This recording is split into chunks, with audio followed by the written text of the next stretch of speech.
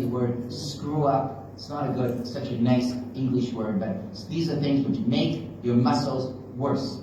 There's also another Arabic word I know, it's kharab, and that can make your muscles into bad things. So what are they? So things like not enough money, going through a bad marriage, having sickness in your children, having abuse.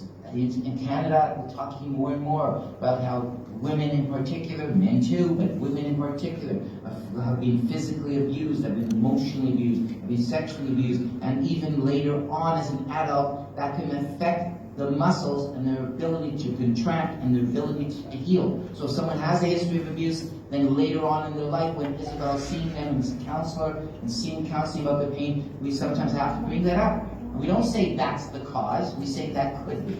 That's been shown to cause muscles to contract.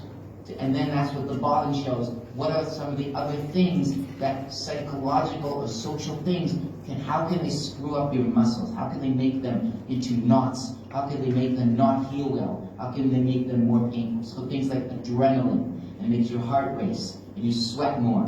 And you explain that to the patient so they don't feel that you're one of those same doctors that is just saying they're stressed out, they're stressed. They don't want to hear that all the time. They want to hear some facts. And they want to hear but you're saying the same thing, but in a nice way.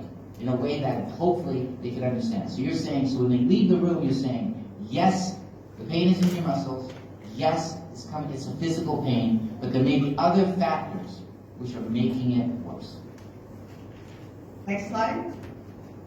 So when I see the patients, I tell them that there is a vicious cycle in chronic pain. There's anxiety, there's sleep problems, it increases pain, they don't cope well with pain. But then I educate them and I tell them that we are going to focus on function.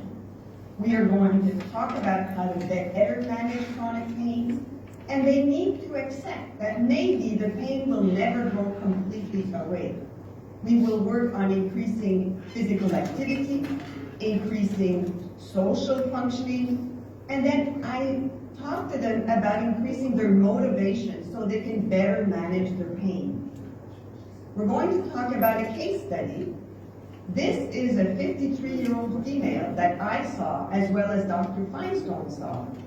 She has a diagnosis of fibromyalgia, osteoarthritis of the knees, and she had surgery for umbilical hernia with a mesh repair.